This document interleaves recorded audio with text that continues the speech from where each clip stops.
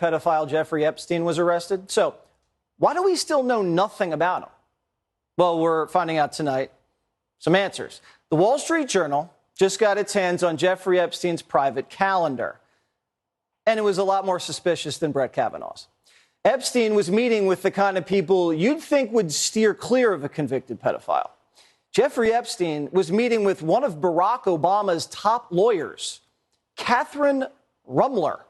She met with Epstein dozens of times. Epstein even tried to set up Obama's lawyer to work for Bill Gates. How is Jeffrey Epstein a fixer between Obama's lawyer and Bill Gates?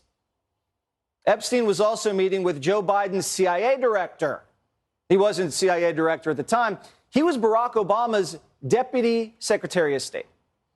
William Burns was working for John Kerry at the State Department and meeting with Jeffrey Epstein, a known pedophile. And then Burns becomes CIA director. Today's director of the CIA went to Epstein's Manhattan townhouse where Epstein had sex with underage girls and, where he filmed other men having sex with underage girls. And William Burns went there and was then promoted to the director of the CIA. Now, I wonder if the future CIA director saw the portrait of Bill Clinton in a blue dress hanging in Epstein's parlor room. A few years later, Epstein was arrested and then hung himself in a jail cell while security cameras just happened to not be working, and the replacement guards just happened to fall asleep. And 2 years later, Biden just happens to pick William Burns to run the CIA. So what are we supposed to think? It's never been more clear. Epstein was an intelligence asset.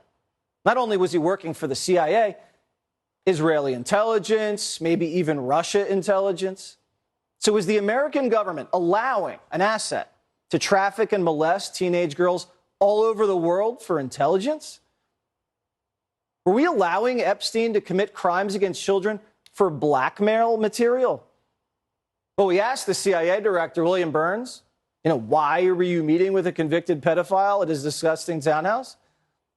And the CIA director said this: the director did not know anything about him, other than that he was introduced as an expert in the financial services sector and offered general advice on transition to the private sector. They had no relationship. So Obama's State Department official couldn't have asked anybody else in the entire country for help with a job in finance? He could have called any CEO, any hedge fund manager, any banking director. But he meets with Jeffrey Epstein, a guy that doesn't even really have a real business, a guy that doesn't even have a website, a guy that, as far as we know, only had one client, the CEO of Victoria's Secret. That doesn't add up, Burnsy. And this explains the sweetheart deal back in 2006. This explains the prison cell cover-up. And this explains why all the Epstein tapes went missing. Everything Epstein recorded, everything, missing. Every property he owned. But when he died, the Fed seized all the tapes, and the only person who's ever been arrested since then was the Madam, Maxwell. Jeffrey Epstein found me almost immediately. He knew exactly where I was, the location. And I knew then that I was being filmed. I was being watched 24/7. There were cameras all over the island. So the CIA has all the sex tapes, and they've been blackmailing like crazy. This is the blackmail jackpot.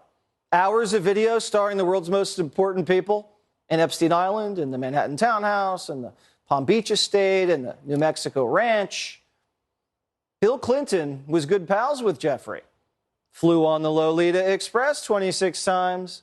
Went to his private island.